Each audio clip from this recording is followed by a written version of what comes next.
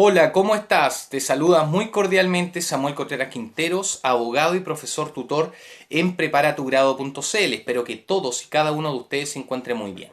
A ver, hoy día vamos a hablar acerca de pequeños tips o una cápsula referente a la teoría de los bienes. Pero cuando hablo de esto me refiero más bien a saber sectorizar las materias que integran la teoría de los bienes. Porque, a ver, teoría de los bienes no se pregunta en su integridad, sino más bien hay temas sesgados y temas que siempre los profesores van a preguntar y que son determinantes para pasar un grado o no. Por ejemplo, es lógico que un profesor me pregunte si una cosa o bien es lo mismo. No, una cosa es todo lo que ocupa un lugar en el espacio, en el mundo exterior, material e inmaterial, pero la gran salvedad es que esta cosa, cuando es susceptible a apropiación por los particulares, o le presta utilidad a una persona o al hombre, obviamente pasa a ser bien. Segundo punto, cuando clasificamos los bienes, el mayor énfasis tiene que ser en las cosas corporales e incorporales de conformidad al artículo 565. Y ahí tienen que manejar muy bien qué es un derecho real, qué es un derecho personal. Aquí me detengo puntual en la taxatividad. Cuando usted le pregunta a un profesor si los derechos reales son taxativos, yo tengo que aprender a distinguir lo siguiente. Primero, cuando hablamos de la taxatividad del punto de vista de la creación o fuente o reserva legal, sí hay taxatividad porque solo la ley los crea. Pero desde el punto de vista de la enumeración, no. ¿Por qué? Porque recuerden ustedes que algunos agregan el derecho de censo, que es un derecho real, obviamente, y también puede ser personal, es mixto de acuerdo al 579. Tenemos el derecho real de conservación o en su defecto el derecho de aprovechamiento de aguas, que para algunos es una concesión. Pero al fin y al cabo, en cuanto a la enumeración, no hay taxatividad. Respecto a los derechos personales, no hay taxatividad, pero sí tienen limitante. Estas relaciones jurídicas que se vayan formando no pueden ir ni atentar contra la ley, orden público, moral o buenas costumbres. Y respecto de los sujetos, es lógico que uno en los derechos reales piense que solo hay un sujeto activo con plenas potestades, pero la doctrina ha reconocido que hay sujeto pasivo, que sería la sociedad, la colectividad o comunidad. ¿Por qué? Porque los derechos reales son erga omnes, es decir, oponibles a todo el mundo, es decir, todos deben respetarlo. En cambio, los derechos personales, evidentemente el sujeto activo y pasivo están determinados. Sigo avanzando, bienes mueble e inmueble. Más allá de saber lo que es un bien mueble o inmueble y la clasificación, es importante que sepan el paralelo en cuanto a la implicancia que tiene clasificar los muebles de los inmuebles, porque recuerden ustedes que hay ciertas instituciones que operan, como en materia, por ejemplo, de tradición, compraventa, prescripción adquisitiva ordinaria, en tema de las cauciones, en tema de los bienes familiares, en sociedad conyugal, rescisión por lesión enorme. Ahí tienen, por ejemplo, algunos parámetros e hipótesis de parangón. Seguimos avanzando. Obviamente es importante hablar del dominio. Recuerden ustedes que el profesor le puede preguntar a usted si dominio o propiedad es lo mismo. Para algunos, dominio o propiedad es lo mismo, se desprende del concepto del 582. Y para otros es distinto. Dominio solo estaría enfocado para los derechos reales y la propiedad es un término más genérico, herencias, créditos. ¿Ya? Y no obstante, porque la Constitución habla de un derecho de propiedad. Entonces, pero para efectos del código sería lo mismo y equiparables ambos conceptos, porque de acuerdo al 582 dice dominio también llamado propiedad. Ahí tienen que saber el concepto, características y atributos propiamente tales. ¿Ya? Luego, título modo. Se habla de una teoría de la dualidad título-modo. El título es el antecedente y el modo es el hecho que permite el nacimiento o traspaso, obviamente, de cierto acto jurídico propiamente tal o del hecho propiamente tal. Y ahí, obviamente, más allá de una clasificación de los modos de adquirir, le puede preguntar a un profesor si también son taxativos o no. Podemos llegar a la conclusión que desde el punto de vista de la reserva, creación o fuente, no podríamos decir que hay taxatividad en el sentido que solo la ley crea los modos de adquirir y puede establecer su limitante.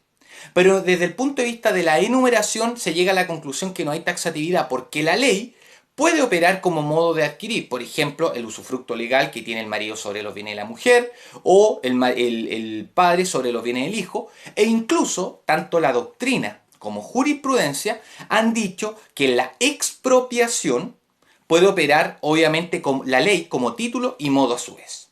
Y respecto de los modos, yo me atrevo a decir que uno de los más preponderantes, preguntadísimos, es la tradición. Y ahí obviamente tienen que saber algunos aspectos, más allá del concepto de tradición que está en el 670. Preguntan si la tradición es un contrato o convención.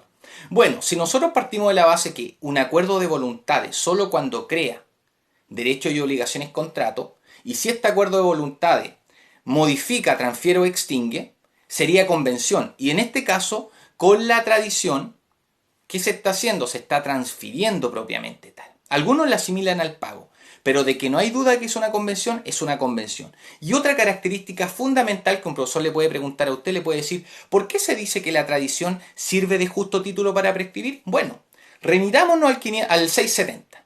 El 670 habla de que la tradición es la transferencia que el dueño hace a otro. El dueño solo habla de dueño, es decir, que si yo no soy dueño, nadie puede transferir más derechos de los que tiene.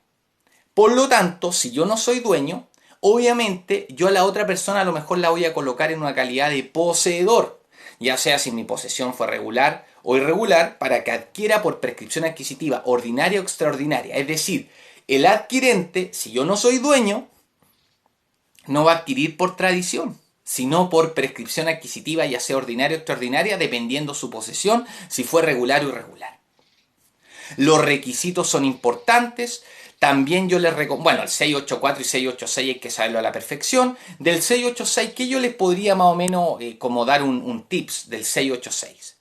Si de repente los profesores preguntan si el 686 es la única forma, ojo, si es la única forma de efectuar la tradición de los bienes inmuebles, se llega a la conclusión que es la regla general. ¿Por qué? Porque recuerden ustedes que en las servidumbres voluntarias la tradición se efectúa por escritura pública, es decir, por el solo hecho de constituirla por escritura pública se efectúa la tradición, a menos que haya una contraexcepción, que estemos hablando de la, ojo, de la servidumbres ya de alcantarillado de predios urbanos, que esa debe inscribirse. Entonces, por si acaso le llegan a preguntar. Y el conservador tienen que manejarlo, por ejemplo, que es un auxiliar de la Administración de Justicia, tienen que saber cómo el conservador, por ejemplo, a ver, cuáles son que hay un índice general, hay un repertorio, están los registros. ¿Cuáles son esos registros principales?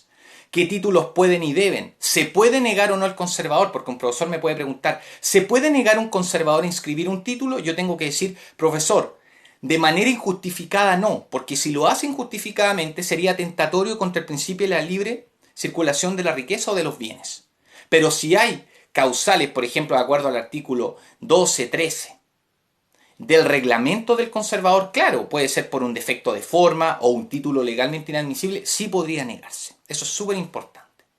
Luego tenemos la prescripción como modo de adquirir, pero sin perjuicio como conditio sine qua non tenemos que manejar la posesión. Y ahí, concepto, los dos grandes elementos, corpus y animus, y yo creo que la primera parte es como la más entendible. ¿Por qué? Porque evidentemente después le va a preguntar el profesor la clasificación, cómo se clasifica la posesión, es muy probable que de ahí toque el tema de los títulos injustos, porque ahí hace alusión más bien el código, y usted tiene que tener mucha importancia, o sea, darle mucha importancia y tener muy presente que el 704 habla del meramente putativo, y ese tiene mucha relevancia para adquirir el derecho real de herencia. ¿Por qué? Porque la regla general es que el derecho real de herencia usted lo adquiere en un plazo de, ¿cuánto?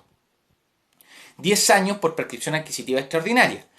Pero si a este, obviamente, heredero putativo se le concedió la posesión efectiva, obviamente por decreto judicial si es testada o por resolución administrativa si es intestada, le va a servir de justo título para adquirir por prescripción adquisitiva ordinaria de 5 años. ¿Ya? Súper importante. La prescripción también es importante que la manejen. Más allá de un concepto, esto es importante, ¿cuáles son las reglas comunes a toda prescripción? Siempre he dicho hasta el cansancio. Cuando el profesor le pregunta, siempre debe ser alegada, esa es la regla general, porque hay casos, recuerden ustedes, excepcionales en que el juez de oficio puede declararla, como por ejemplo cuando el título en ejecutivo tiene más de 3 años, en la prescripción de la acción penal o de la pena. Los requisitos de la posesión de la prescripción son súper importantes, sobre todo darle mayor énfasis a la interrupción, que puede ser natural o civil. La natural está en el 2502, que comprende dos hipótesis: interrupción por hechos de la naturaleza y por hechos del hombre. Y tenemos el 2503, que alude a la interrupción civil, que alude a recurso judicial, que se ha entendido como una acción o demanda propiamente tal, y las hipótesis en que no se interrumpe civilmente. Importantísimo, ¿se dan cuenta? Bueno, y dentro de la posesión, disculpen, hago un paréntesis, la posesión inscrita también. Yo creo que más allá de que hablamos de la adquisición, conservación y pérdida, tanto los bienes muebles y de los inmuebles, tanto inscritos como no inscritos, me atrevo a decir que de los inscritos es lo más preguntado y tiene mucha relación cuando un profesor le pregunte el día de mañana por qué es importante inscribir un título en el registro conservatorio. ¿Ya? Y finalmente, como tema medular, importante es la acción reivindicatoria. ¿Por qué? Porque es una acción que por excelencia protege al dominio. Tienen que saber el concepto, de acuerdo al 889 del Código Civil, los requisitos, y tener claro que no siempre se dirige contra un actual poseedor. Puede usted dirigirla contra un mero tenedor. En este caso, la doctrina ha dicho que puede ser un injusto detentador o aquel que retiene indebidamente la cosa, de acuerdo al artículo 915.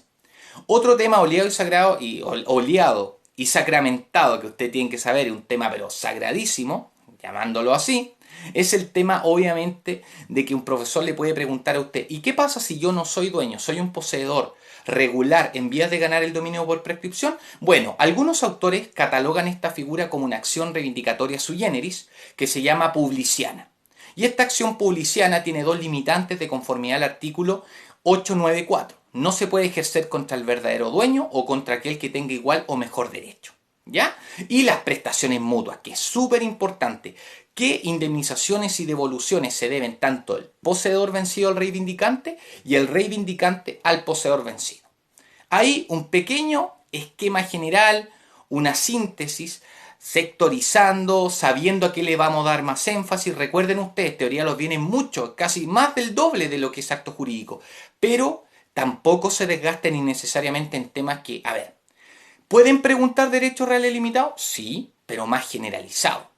¿Pueden preguntar ocupación y accesión? Sí, pero quizá muy a lo lejos y incluso hay temarios y cedularios que lo excluyen.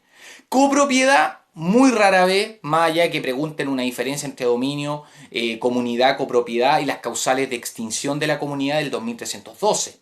Pero lo que le acabo de decir en lo macro y en lo micro es importante en cuanto a estos temas, porque son muy importantes y si yo no los manejo bien es muy probable que repruebe. Pero al contrario, lo que yo busco es que ustedes puedan sectorizar, crear una sólida estrategia y saber enfocar bien su estudio.